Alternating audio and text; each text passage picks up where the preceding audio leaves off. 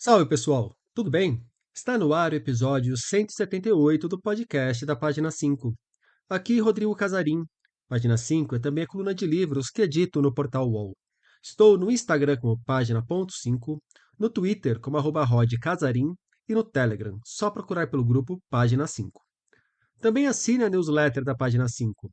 Basta se cadastrar no página5.substack.com. Link na descrição do episódio.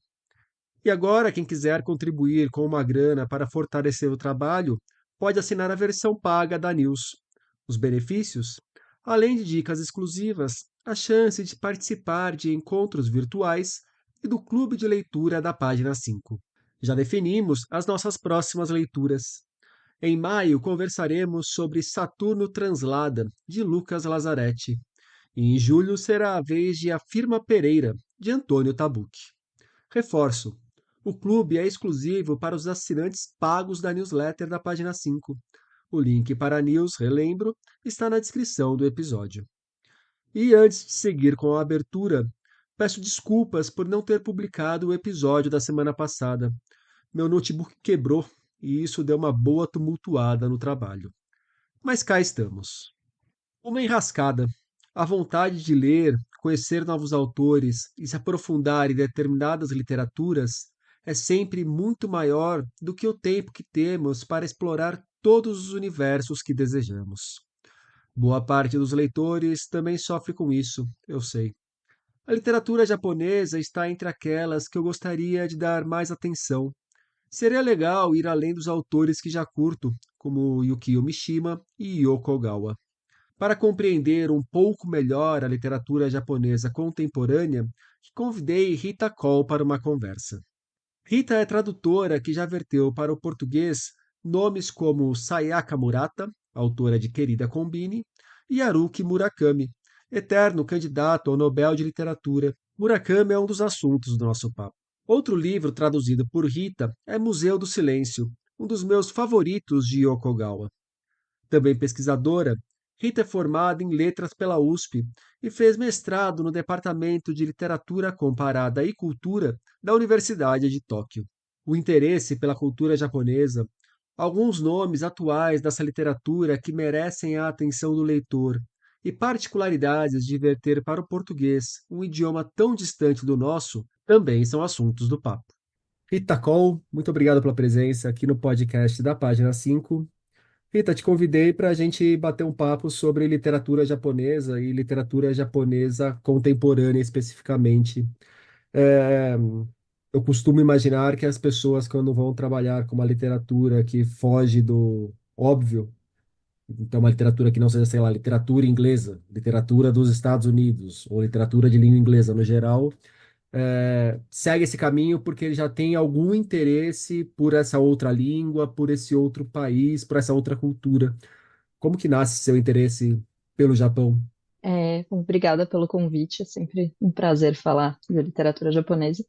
O meu caso foi bem isso, eu fui muito mais, na verdade, pela língua do que pela literatura. Eu sempre gostei de ler, assim, mas apesar de eu ter ido, fazer letras depois, eu não tinha um grande interesse em estudo de literatura, até por acho que questões de como o estudo de literatura costuma ser feito, assim, que não precisamos entrar aqui, O trauma da mas escola. eu acho que tem muita coisa que eu fui sacar o quanto me interessava muito mais tarde por conta própria, assim. Mas eu sempre gostei muito de aprender línguas, assim, era uma coisa que eu gostava, quis estudar inglês pequena e tal, e eu tinha uma curiosidade de estudar alguma língua muito diferente, assim.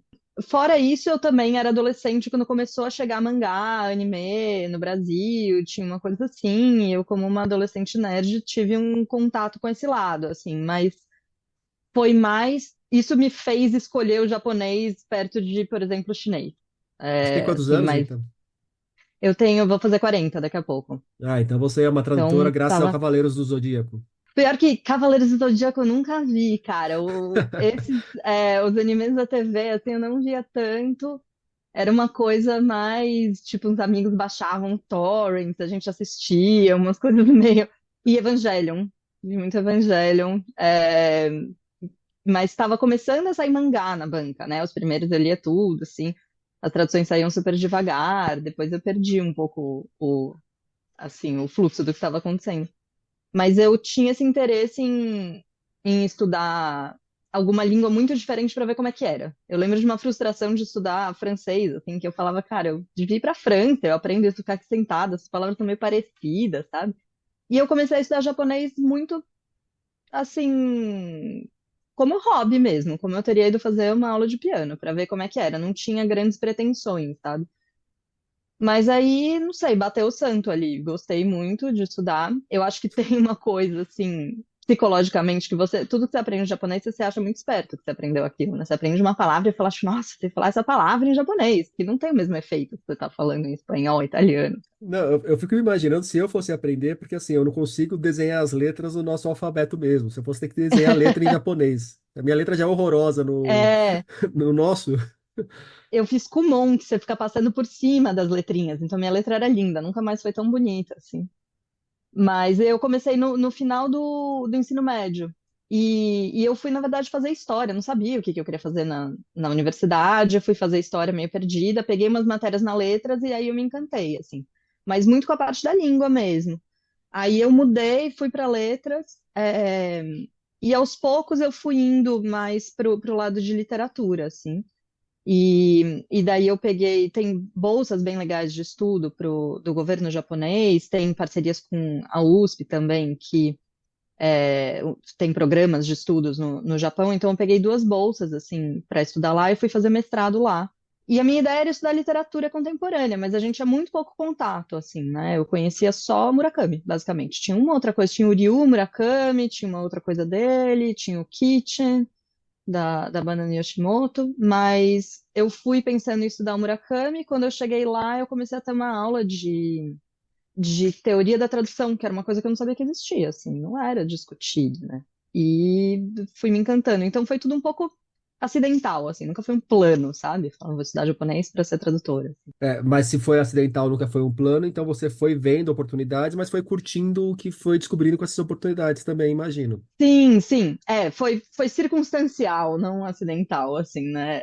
Eventualmente eu falei, não, acho que eu gostaria de fazer isso, mas nunca foi um plano quando eu comecei a estudar o japonês, assim, até porque eu achava impossível. Acho que tinha um desejozinho, assim, nossa, seria legal traduzir, mas eu tinha uma visão da tradução muito idealizada, assim, muito rígida, que fazia com que eu achasse que era impossível eu traduzir. Assim.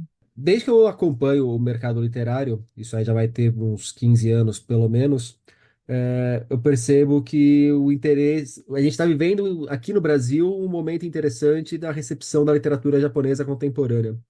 Eu lembro que até alguns anos atrás, o que a gente ia conversar com outros leitores era basicamente isso. A pessoa conhecia o Murakami também, eventualmente conhecia um nome ou outro por conta do Nobel, mas às vezes conhecia mais o nome do que a obra em si. E dependendo da idade da pessoa, alguém lembrava lá daquele Musashi, aquela trilogia pesadona. Sim, Alguém tinha é. isso aí no seu repertório também, às vezes também mais por conta do cinema do que pela literatura em si. Uhum. Você concorda com essa visão que eu faço e como que você vê esse momento que a gente está vivendo aqui no Brasil da literatura japonesa?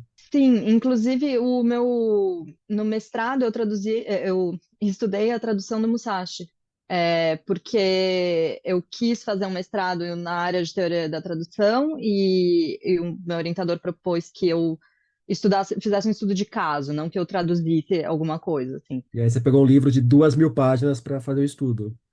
Pois é, então foi exatamente, porque eu tinha lido muito pouca coisa. Eu tinha lido Musashi adorado quando eu tinha, sei lá, 16, 17 anos, assim, perto de quando ele saiu, antes de eu entrar na universidade. Quando eu entrei na universidade, eu lembro que eu fui conversar alguma coisa, assim, de literatura japonesa, e me perguntaram, a professora me perguntou o que eu já tinha lido, eu falei, eu já li Musashi, e foi meio tipo, aham, tá, fora isso, assim, Musashi não conta, sabe? Não estava muito no cânone do que é estudado. E quando eu comentei com o só que ele foi um livro de muito impacto, né, no mercado editorial no Brasil. Ele teve um sucesso meio inesperado para um livro daquele tamanho e tal. E eu comentei com o meu professor do Japão sobre isso e ele ficou muito surpreso, porque é inesperado, assim, que esse livro tenha chegado no Brasil e ele foi traduzido de forma integral, tal. Então, no mestrado eu justamente olhei para isso, assim, um pouco sobre o espaço que o Musashi ocupava nisso, que eu acho que ele abriu um caminho ali para traduções diretas, né?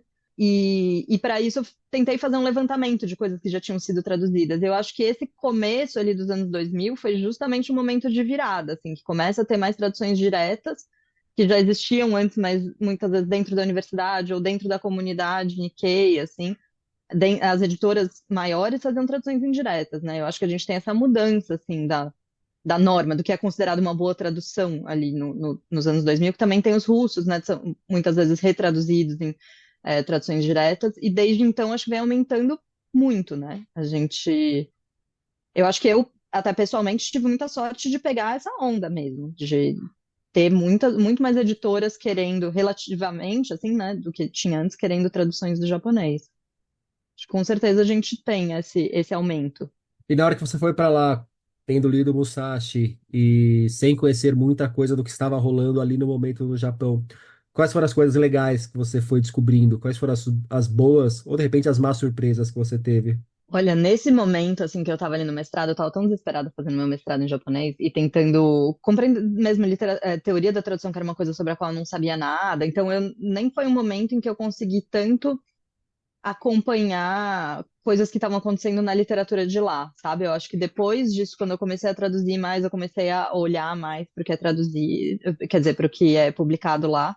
Mas até esse ato falho agora foi significativo, porque eu acabo olhando muito mais para o que é traduzido, porque o mercado editorial japonês é muito grande, é um negócio absurdo, assim. É tipo, sai muitos livros.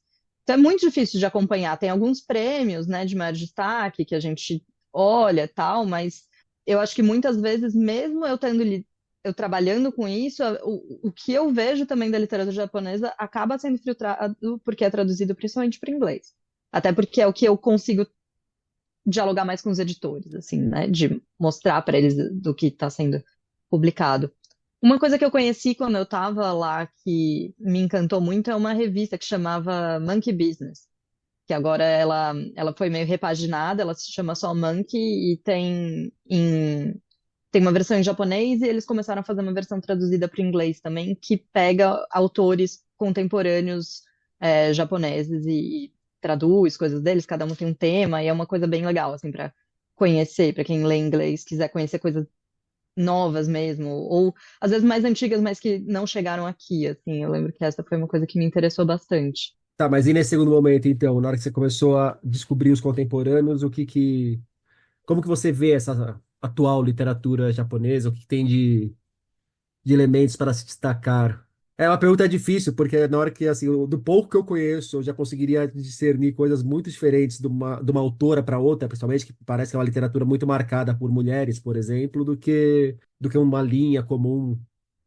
É, eu acho que tem um filtro grande do que eu tenho olhado também. Então, eu tenho olhado muito para escritoras mulheres, que é uma coisa que eu, não só em relação à literatura japonesa, mas no geral do que eu leio, assim, porque eu acho que eu, como muitas outras leitoras, em dado momento da vida, percebi que eu estava lendo muitos homens, que muitos desses homens não estavam falando comigo, eles estavam falando com os outros caras, e eles estavam ali meio tipo, "Ah, você pode ouvir também, né? Mas não é. Eu acho que muitas coisas foram ficando evidentes, assim, e eu acho que a gente tem esse esforço de equilibrar a balança, assim. Então, eu olho muito para as escritoras. Mas eu acho difícil juntar todas elas. Eu tenho, acho que, uma resistência um pouco interna, assim, a falar, tipo, ah, a literatura japonesa agora é assim. Porque eu acho que é muito múltipla, tem muitas coisas, e não sei se a gente faria isso em relação a outras literaturas, tipo, como é a literatura contemporânea brasileira agora. Quer dizer, tem quem faça isso, mas eu não sou muito boa nisso, né? Mas eu acho que tem, como você disse, muitas mulheres fazendo coisas muito interessantes, muitas delas discutindo questões que podem ser pensadas como feministas, assim, mas em direções diferentes, eu acho. Eu acho que elas acabam sendo meio juntadas no saco quando se traduz, né?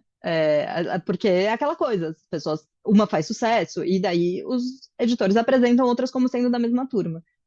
Mas eu acho que elas têm características muito diferentes. Uma escritora que eu conheci logo no começo e eu gostei muito é a Oko Matsuda, que eu traduzi recentemente, então fiquei muito feliz de traduzir um livro dela, porque ela é uma escritora que eu acho bem interessante. Qual foi o livro? Foi o Onde Vivem as Monstras. É, esse eu não li. Esse saiu agora recentemente, é uma coletânea de contos que ela faz uma espécie de releitura, assim, de partindo de personagens tradicionais que aparecem em peças de kabuki, em histórias de terror, em coisas assim. Mas é um livro muito divertido, assim, e eu acho a Oko bem interessante. Ela tem coisas mais formais também. Tem um outro conto dela que eu traduzi, que saiu na Granta, que chama A Mulher Morre, eu acho um conto muito maravilhoso, para quem tiver vontade de ir atrás. E a Sayaka Murata, eu amo muito ela. Ela, Ela é da, da Querida Combine e do da querida Terráqueos. Combini do Nossa, Terráqueos. Querida Combine foi um livro que eu vi muita gente falando, nossa, Deus, tem que ler, tem que ler, tem que ler. Muita gente adorou. Eu peguei pra ler, eu não gostei tanto, não, não foi uma leitura que engrenou. Eu consigo imaginar, não sei, isso acontece muito comigo, de todo mundo tá falando de um livro, daí eu vou ler e fico meio tipo, né? Eu acho que esse livro é um que pode sofrer desse efeito, assim, né? A De você angústia da ir, expectativa. achando que vai ser toda uma coisa. Eu acho que ele é um livro muito divertido, assim, mas dos livros dela, eu acho que ele é suave. Eu acho que ela vai bem mais longe em muitas direções, assim, no que da Combine ela aponta um pouco para algumas delas, assim. Mas eu acho ela interessante até porque ela tem umas referências mais de ficção científica, ela tá um pouco fora de outras linhagens que a gente está acostumado a ver. E tem algumas coisas dela, assim, ela sempre vai para um lugar que você fala, não, pera, que? Ela começa, você fala, não, beleza, isso aí, entendi. Deve ser mais ou menos isso. E daí, numa hora, você tá tipo, não, calma, peraí, cara. O Terráqueos faz muito isso. O Terráqueos é um livro bem difícil, assim, de traduzir para mim. Eu até sou um pouco receosa de recomendar ele para as pessoas, porque eu acho que ele tem um perfil bem específico, assim. Algumas pessoas amam, mas ele é intenso. Mas eu gosto muito das questões que ela coloca, assim. Tipo, Cara, tem uma coisa que se você resume, é muito. Parece até bobo, assim. É uma coisa tipo, por que que as pessoas vivem a vida desse jeito que elas vivem? Por que que elas não fazem de outras maneiras? É, tipo, é aquela coisa da literatura, né? Na hora que a gente vai falar do tema, às vezes o tema parece banal, mas como que você vai tratar o tema que faz toda a diferença no texto. eu acho que ela tem uma coisa muito forte de experimentação, assim, de tipo, e se a gente mudasse esse aspecto aqui, na sociedade, o que acontece, sabe? Então, um livro que eu li dela que não está traduzido ainda a premissa é um futuro meio próximo em que, para combater a baixa taxa de natalidade, é criado um sistema em que, se você tem 10 filhos, você pode matar uma pessoa. E você lê e você fala, tipo, interessante. Você vai ler que a coisa é burocrático, sabe? Você preenche um formulário falando, eu quero ser uma das pessoas que vai ter 10 filhos. E daí, tipo, mandou uma carta para a pessoa que vai ser assassinada.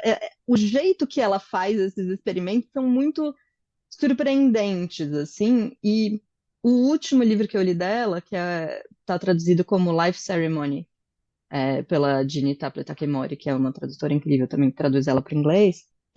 Ela tem umas coisas assim, ela vai para um lado de canibalismo, ela tem coisas que podem parecer muito pesadas, mas também tem, não sei, um certo carinho pelo ser humano e por como ele funciona, e de olhar como as pessoas funcionam e se relacionam, e principalmente pessoas que não conseguem se encaixar muito no que está acontecendo, que eu acho que é uma coisa que aparece muito na literatura japonesa.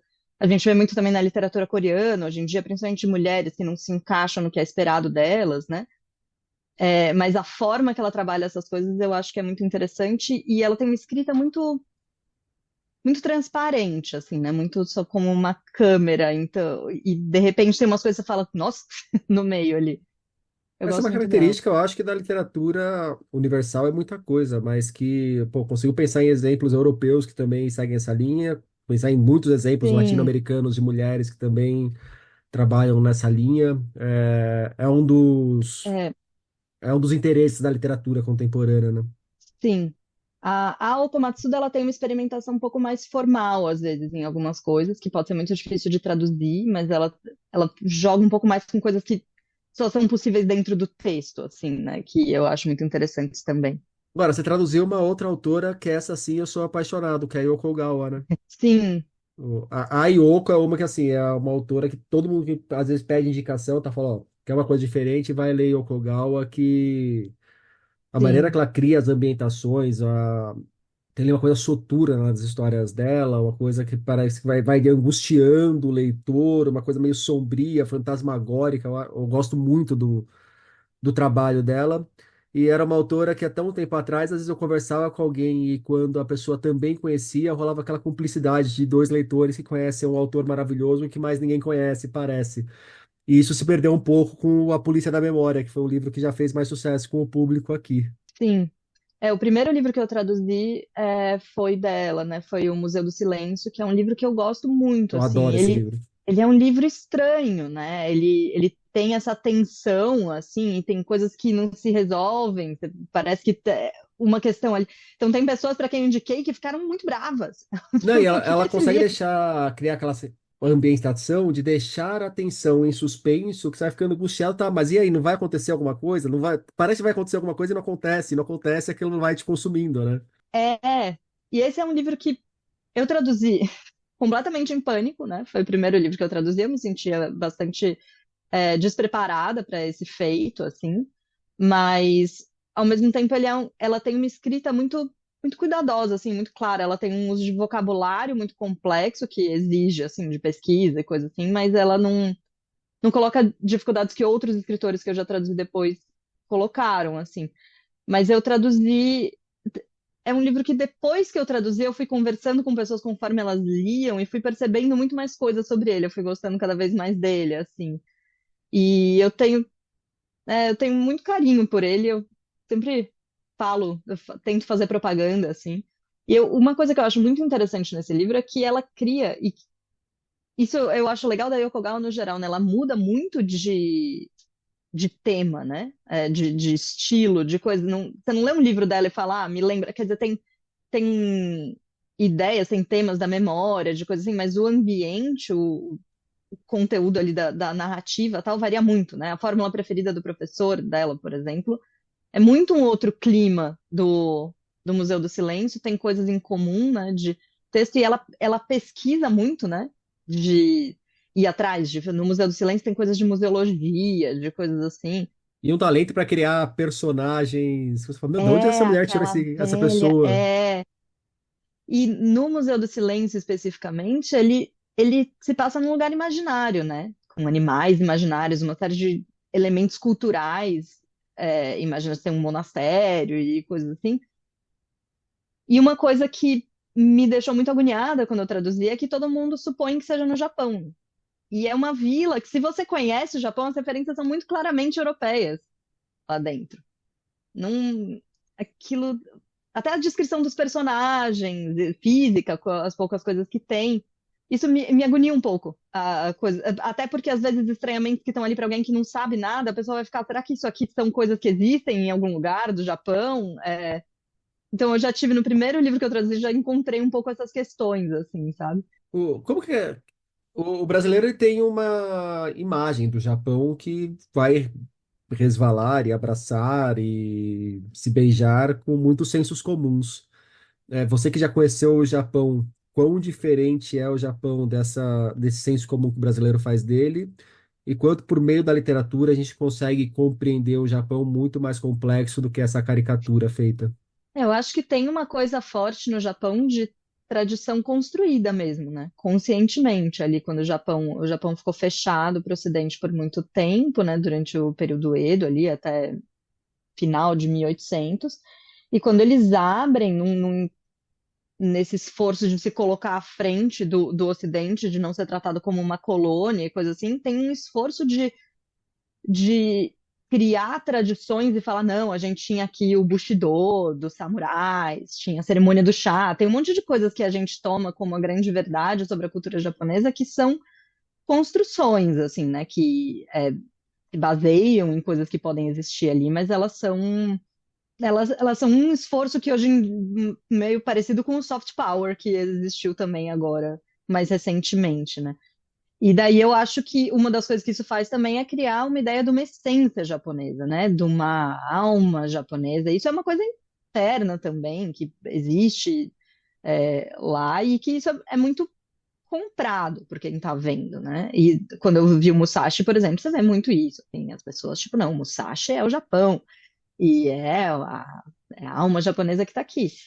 Eu acho que assim como qualquer outro país e qualquer cultura, o Japão é múltiplo, né? Tem um monte de aspectos positivos e negativos. Eu acho que muitas vezes tem uma coisa também no Brasil, esse preconceito quase ao contrário, né? Então é uma idealização, é tipo a minoria modelo, assim. O japonês é esforçado, é estudioso, é comportado, é limpinho, que também é uma forma de preconceito, né? Eu acho que. E que daí muitas vezes as pessoas falam, aqui no Brasil isso tem uma Uhum. coisa de Na baixo. nossa geração, na escola, japonês não tinha direito de tirar uma nota baixa, né? E assim, um 6,5 para japonês já era baixo para os outros. Como assim ser Pois japonês e tira é, uma nota dessa? é.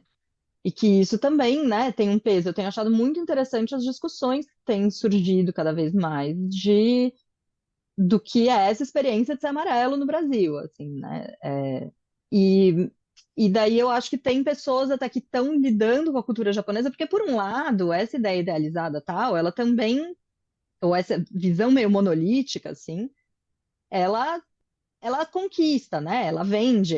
Para mim é complicado ali quando eu estou navegando isso, porque, por um lado, eu acho bom que alguém leia um livro do Murakami e fale, agora eu gosto de literatura japonesa, deixa eu procurar outros autores. Ao mesmo tempo, eu gostaria muito que olhassem para a literatura japonesa de forma mais múltipla, né? Então, a gente fica aí desses dois lados, mas eu acho que cada vez mais tem gente discutindo isso que tem questões muito rígidas, por exemplo, eles são muito xenófobos, né? Tem uma coisa que eu senti muito quando eu estava lá, as pessoas, elas eram acolhedoras e coisas assim, mas você é um outro.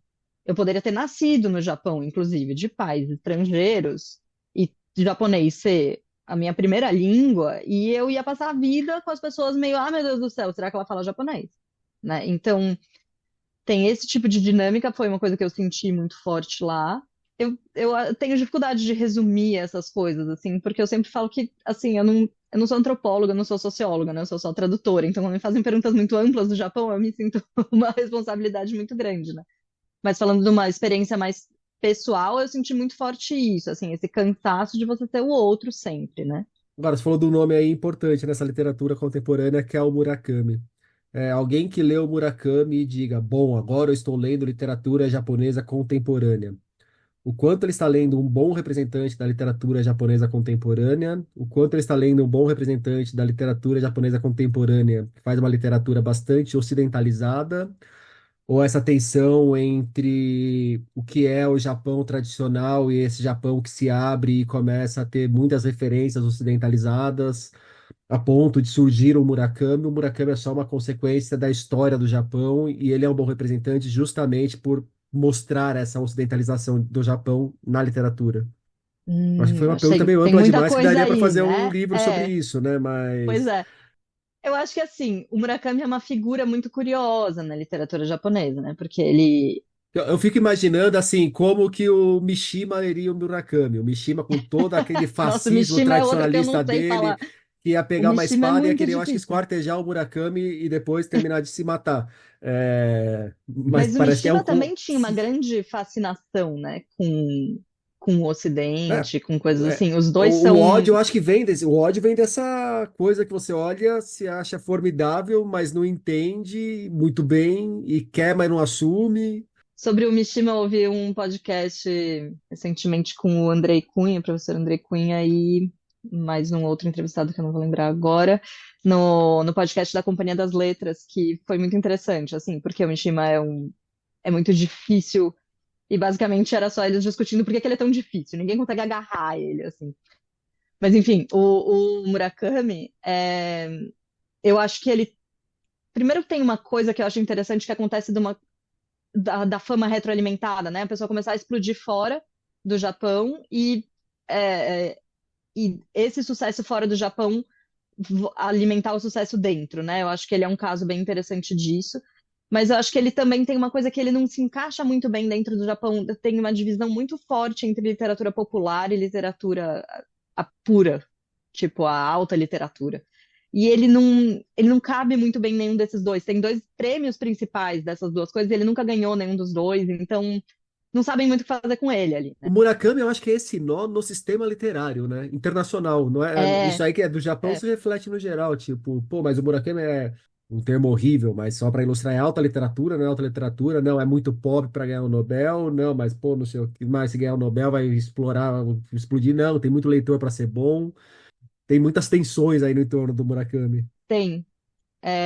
Eu acho super interessante. Tem um livro maravilhoso sobre ele que chama Who Are We Reading When We Are Reading Haruki Murakami, que é sobre os tradutores deles, e é muito sobre essa construção de um fenômeno, assim, é fascinante para quem trabalha com o mercado editorial, assim, você vê como os agentes e tradutores, como isso foi fazendo o sucesso dele em inglês. Mas pensando, assim, como literatura e como ele se encaixa, quanto ele representa a literatura contemporânea, uma coisa que eu sinto muito forte nele é que as referências dele são muito de literatura ocidental, principalmente de língua inglesa, né? Isso ele fala muito claramente, até as primeiras coisas que ele escreveu em inglês e se autotraduziu, então tem um eco até linguisticamente, quando você olha para o texto dele, tem um eco muito forte do inglês ali, ele também traduz do inglês, então eu acho que ele não se insere tanto assim, numa genealogia ou numa linhagem de autores japoneses, né? Mas até aí também essa genealogia, essa linhagem, o que a gente pensa como a literatura japonesa, o que dentro do Japão é pensado como a literatura japonesa, também vai ser sempre um recorte, né? Essa historiografia vai sempre selecionando algumas coisas e apagando outras. Então, também não acho que seja o caso de falar, não, ele não representa a literatura japonesa, ele está ali escrevendo e brotando dali também. E outra coisa que eu sinto dessa questão dele ser ocidental eu acho muito interessante, porque no Japão eu já vi gente falando, tipo, não, ele é muito americanizado. Fora ele tem esse brilho, né? Essa coisa, esse verniz um pouco exótico, porque é o japonês. Então, esse jogo eu acho super interessante. Mas tem uma coisa também que, assim, daí ele vai e faz um espaguete. Fica, tipo, todo mundo, nossa, olha só, ele é ocidentalizado, porque ele come espaguete. E que eu acho que é uma visão da cultura japonesa como uma coisa fechada, que não deveria ser permeada para outras coisas, porque se a gente come um espaguete no Brasil, a gente não acha que isso tem a ver com a Itália, né? Claro que tem a formação do país, etc., mas eu acho que a gente tem essa separação do que, no imaginário das pessoas, do que é verdadeiramente japonês, do que é moderno e de fora, que acho que não procede mais tanto hoje em dia, né? Não, e você falou, né, da gente aqui, se a gente for pensar, se a gente estiver fazendo alguma coisa, de repente você coloca na sua história um lamen, e você coloca na sua história também alguma referência a um autor japonês ou uma autora da China ou então da Coreia do Sul, que seja, ninguém vai falar, olhar para você e falar, olha, é uma autora orientalizada só por um elemento desse ou outro, né? Então ele não torna necessariamente Sim, um autor só ocidental por dialogar com Chekhov ou por colocar o jazz que ele tanto adora na vida, na literatura é, dele também. e porque se você vai olhar, também tem referências culturais japonesas fortes ali, né? Tem, de vez em quando ele fala coisas de literatura clássica, tem o assassinato do comendador, que eu traduzi, tem uma coisa forte com a pintura japonesa, o Nihonga, tipo, tem outros elementos também ali que são muito próximos, né? Eu vejo Murakami como próximo de duas autoras argentinas que eu gosto pra caramba e que também eu acho que é difícil encaixá-las muito bem numa fronteira delimitada, numa nacionalidade e acabou, principalmente olhando para a literatura, que é a Ariana Harvitz, que é uma autora de Morra Amor, Uhum. tal, que eu acho que é uma literatura que se aproxima muito mais da tradição francesa, que é onde ela vive, do que da tradição argentina, exatamente. E a Samantha Schweblin, mas a Samantha Schweblin de uma fase mais recente, que na hora que você pega um livro que nem é o Ken Tux, é uma literatura que você não consegue olhar para aquela literatura e falar, ó, isso aqui é uma literatura argentina, ou isso aqui é uma literatura não sei o quê. É uma literatura que já está olhando para o mundo e entendendo o mundo de forma globalizada. E, cara, todo mundo, sou cidadão do mundo, então o que é do mundo me pertence, é sobre isso que eu estou escrevendo. Eu acho que cada vez mais a gente tem isso, né? E eu acho que talvez com autores de outras nacionalidades isso já fosse mais aceito há mais tempo, né? Essa coisa mais global, assim. No japonês, eu me sinto um pouco de um disco riscado, assim, mas eu sempre tenho essa sensação que a literatura japonesa ela é vista em primeiro lugar como japonesa e depois como literatura, o que pode ser muito frustrante, né? Mas cada vez mais eu tenho visto diálogos, assim, resenhas que estão comparando com outras pessoas. Eu acho que conforme a gente vai tendo também mais um cânone maior de obras, né? para ler, conforme a tradução vai expandindo também, as pessoas vão vendo que tem coisas diversas ali. Mas, e até tem autores japoneses que como a Ariana, né? Tipo, que tá na França, você tem a Yoko Tawada, que tá escrevendo na Alemanha, tem a Hiromi Ito, que é uma poeta maravilhosa que escreve no. Ela mora entre a Califórnia e o Japão, ela fala muito dessa coisa entre duas línguas, dois mundos. Acho que tem cada vez mais dessas. Agora, o Murakami é um cara que, independente de qualquer coisa, eu acho que merece ser lido, né?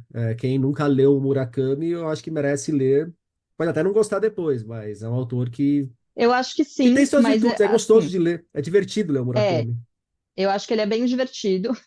Eu acho que ele é uma porta de entrada muito importante. A minha sensação geral com Murakami é assim, ele abriu muito espaço para a literatura contemporânea japonesa, ele abriu portas em muitos lugares e agora eu gostaria muito que mais pessoas passassem por essas portas. Então, pessoalmente, eu acho que a gente pode começar a traduzir mais gente. Assim, no meu próprio trabalho, agora eu tô voltando para traduzir outras pessoas que não Murakami, porque eu tô tipo, vamos equilibrar isso aí. Tem bastante Murakami. Então, eu acho que vale a pena ler, mas eu fico um pouco agoniada com. Tem muita gente que eu conheço que torce a cara pro Murakami, que olha pro Ah, Murakami da mesma forma que olha pro Paulo Coelho. sim, Meu, bom, quer ficar olhando da mesma forma, é direito de cada um olhar da maneira que quiser para quem quiser. sim. Mas me parece besteira É, descartá-lo isso eu assim. acho sempre interessante, né? As birras que as pessoas têm, porque o que faz sucesso deve ser bobagem, porque se o grande público tá gostando, né? O povão não deve ser tudo isso. Então, acho que E o sim, que é o vale a povão para pena. literatura, né? O grande público. Vendeu Pois quanto? é, 15 mil. Pô, nossa. No pois é, boteco só se fala de outra coisa aqui na esquina. Estão falando do jogo do São Paulo hoje à pois noite. é. E não, eu acho que super vale a pena. Tem coisas dele que eu gosto bastante. E eu acho que ele tem, né, uma construção assim de mundo bastante particular que eu acho que faz que bate muito bem com algumas pessoas e não com outras, né? Eu gosto muito dos contos dele também. Eu acho que ele é um ótimo contador de histórias, assim. Tem. Eu tenho que defender o Murakami aqui porque ele é meu colega de corrida e aquele livro de corrida dele às vezes me inspira quando eu tô meio para baixo na hora de correr. Eu nunca li esse. Eu não corro, definitivamente. Rita, você falou do Murakami como de repente, uma porta de entrada, mas uma porta que se abre para muitas outras possibilidades. Já vou querer que você me indique algumas dessas possibilidades, só para quem está nos ouvindo, pegar um papel e anotar, sei lá, 3 dicas de livros para conhecer essa literatura contemporânea japonesa para além do Murakami. Mas antes disso, eu queria que você me dissesse um pouco sobre as particularidades de traduzir do japonês para o português. Quais são os grandes nós de passar daquela língua para a nossa? Olha, eu acho que tem muitos. E tem muitas coisas, na verdade, que eu fui percebendo nos últimos tempos o quanto são comuns, mais comuns à tradução em geral de outras línguas também, do que eu esperava, assim, né? Eu acho que o japonês tem uma questão óbvia da escrita, né? Que ele tem a escrita em kanji, em ideogramas, então você consegue jogar com isso. As letras têm um significado nelas mesmas, e às vezes você tem um significado num nome de personagem, você tem jogos de palavras com isso, você consegue escrever a mesma coisa de maneiras diferentes, e isso vai ter um significado lá dentro que muitas vezes é simplesmente impossível de reproduzir, né? Esse efeito. Então isso tá na categoria do tipo já não deu, assim, né? Do, tipo, jogar a toalha. Às vezes a gente acha algum caminho para refazer, Não mas fica nem encanada com isso, né? Isso aí já jogo vencido. tem muita coisa que no começo eu ficava mais sofrendo com o que eu ficava olhando e falando, não, mas não é bem isso. E cada vez mais eu vou fazendo um movimento de falar, nunca vai ser bem isso, mas quanto mais a gente se coloca como tradutor, como uma pessoa que existe e que tem uma intervenção criativa mesmo na obra, mas você se permite recriar aquilo de uma maneira que faz sentido, que você acha condizente com a obra, né? E, e daí você pode usar outros recursos, às vezes, para tentar trazer coisas que você sente que estão ali no original. Então, eu tenho tentado cada vez mais olhar por esse lado, assim, e não ficar tanto só no lamento, né? Mas uma coisa que eu sinto muito, que eu acho que ela é comum à tradução no geral, assim, ela é discutida por tradutores, eu acho que ela tem sido até discutida por pessoas que trabalham no mercado editorial também. Eu gosto muito daquele Instagram do A Língua Muda. É uma coisa da rigidez do português da norma culta, a norma padrão que a gente pode usar na tradução. Isso eu acho que coloca dificuldades no geral para quem está traduzindo, mas do japonês eu sinto isso muito forte, porque o japonês tem muitos registros. Tem muitas maneiras de você falar a mesma coisa que vão refletir o grau de intimidade com seu interlocutor, um grau de respeito, de humildade, e daí o esforço de tentar reproduzir, a gente já não existe no português tantas variações, e as poucas que existem, muitas vezes vão ser barradas, porque você não pode usar contrações, não vão querer que você fale eu tô numa tradução e coisas assim. Então, isso é uma dificuldade que eu tenho muitas vezes, de tentar achar caminhos para reproduzir muitas vezes a coloquialidade, coisas assim, porque o japonês ele registra a fala muito próximo do que ela está sendo falada mesmo. Então, nos diálogos eu sinto isso muito. Tem uma coisa de que as frases podem ser muito longas em japonês. É comum você ir juntando uma coisa na outra de uma maneira que é bem difícil de reproduzir, assim. Então, às vezes eu preciso traduzir meio oração por oração e tentar reconstruir, principalmente quando é uma coisa que eu sinto que é característica daquele autor, de tentar fazer uma falas mais compridas, assim. Isso é uma coisa que eu também peno bastante num aspecto sintático, assim. E tem, claro, a dificuldade cultural, né, de referências, assim. Então, às vezes, até de arquitetura da casa, que eu quero, tipo, a pessoa tá sentada numa varanda, mas não é bem uma varanda como a gente imagina quando fala varanda, ou a entrada da casa que tem um espaço, assim, para você tirar o sapato, o jeito que o banheiro é organizado. Tem coisas, assim, ou de referências de comida, de objetos, de coisas desse tipo, que a gente tem que ir fazendo um jogo de tipo, quanto eu tô querendo colocar isso, porque eu acho que eu precisava de educar o leitor sobre a cultura, o quanto isso é realmente importante para compreensão do que está acontecendo, para imaginação do que está ali. Então, isso me coloca bastante dificuldade também, porque eu pessoalmente não gostaria muito de me ver como uma coisa tipo, não, eu estou educando, eu vou botar aqui um monte de nota e, sabe, para a pessoa sair aí sabendo mais um monte de coisa. Eu tô geralmente mais focada na narrativa como narrativa, na experiência do leitor. Até porque dependendo do autor que você vai traduzir, viraria um, sei lá, um romance acompanhado de uma pequena enciclopédia, né? E na verdade, assim, até porque os autores que eu traduzo, que são contemporâneos, eu acho que muitas vezes você colocar essas coisas acaba criando um distanciamento que é desnecessário. Parece que você está aprofundando a relação do leitor, tipo, dando umas informações a mais e tal, mas na verdade você está interrompendo aquela leitura ali, né? E você precisa pensar se isso vale a pena, né? Então isso é sempre um equilíbrio difícil, assim, que eu acho que também não existem respostas simples, né? Vai depender muito se eu estou traduzindo, não é uma coisa que eu faço, mas se eu fosse traduzir alguém de 100 anos atrás, você vai ter que preencher muito mais. Mas acho que principalmente isso, assim. Então, para a gente fechar o nosso papo, Rita, queria que você me indicasse três livros para quem quer conhecer essa literatura japonesa contemporânea, para além de Murakami. Nossa, eu sou tão ruim de indicação. Eu tô pensando se eu tenho. Queria ser uma pessoa decente, depois você pode tirar. Indicar coisas que não sejam das minhas traduções. Ah, mas eu acho legal É, você indicar alguma coisa da sua posso tradução indicar também, das. pelo menos uma Tá. ou duas, para quem quiser conhecer seu trabalho pegando a Sim, tradução, não, né? isso eu. Não fica uma coisa tão cabotina que nem indicar o próprio livro numa oportunidade dessa. Sei lá, você Sim, escreveu o livro X, vai lá e é, indica o livro X. Pode? Pode. Eu falo, talvez não pegue bem pro ouvinte, sim. mas aí o ouvinte julga. Bom, fora, tem duas coisas que a gente já falou, né, de puxando aí a sardinha para as minhas traduções, porque eu também crio uma relação afetiva com elas. O Museu do Silêncio, da Yoko Ogawa, é um livro que eu gosto muito e que eu acho que ele não recebeu a atenção, assim, que ele poderia receber. É, E, aliás, essa é uma coisa que eu ia comentar, que a Polícia da Memória é um livro de 94 dela, né? E ele passou a existir no mundo agora quando ele foi traduzido para o inglês e ele ganhou um prêmio. Isso é muito impressionante, assim, como efeito, né, dessa formação de cânone, assim. Então agora estão olhando mais para ela. Quem tem que É, validar para que isso se espalhe, Pois né? é, eu achei que era um livro novo dela quando eu vi o falatório, assim. Não, isso aí você vai ver a relação que a gente tem, por exemplo, com as literaturas africanas. Quase tudo tem que passar primeiro por Portugal, É, pela Espanha, pela Inglaterra, para depois chegar sim, aqui. Ou ser algum é, autor africano produzindo nos Estados Unidos para chegar aqui. E ir direto pescar algum autor, sei lá, no Moçambique é muito raro. é. Eu acho que tem uma dificuldade mesmo dos editores não lerem japonês, né? Então os tradutores acabam tendo esse lugar de trazer, de apresentar coisas, mas eu não sou editora, eu gostaria muito de poder apresentar coisas que eles conseguissem ler também, né? Ou então uma editora que aposta nisso poderia, de repente, te remunerar para você fazer esse trabalho também, de trazer sugestões, independente de você ser você a tradutora ou não depois, né? Mas, ó, Rita, passa 6 meses lá no Japão pesquisando o que tem de legal, traz pra gente um bom relatório.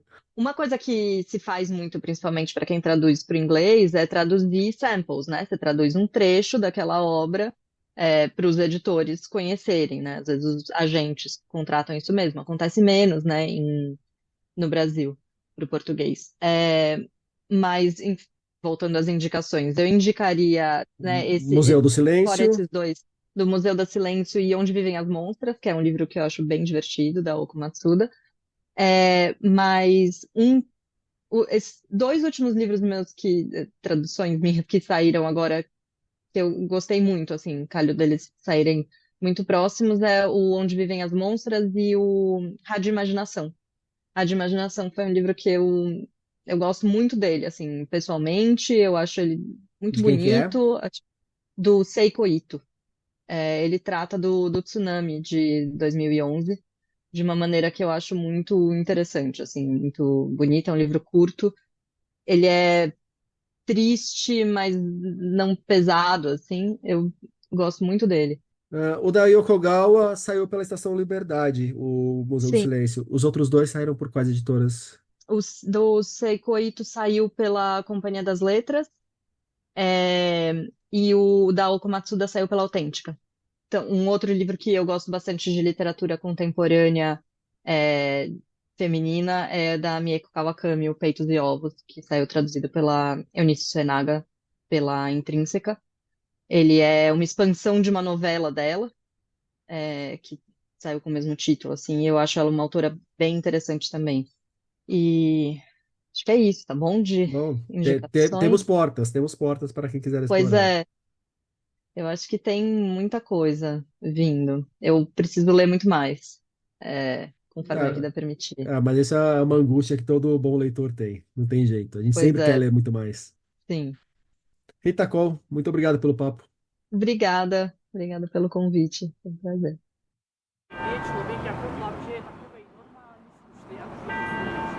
Por hoje é isso aí, pessoal. Indique o podcast para os amigos e inimigos. Um abraço, um beijo, um aperto de mão e até daqui 2 semanas.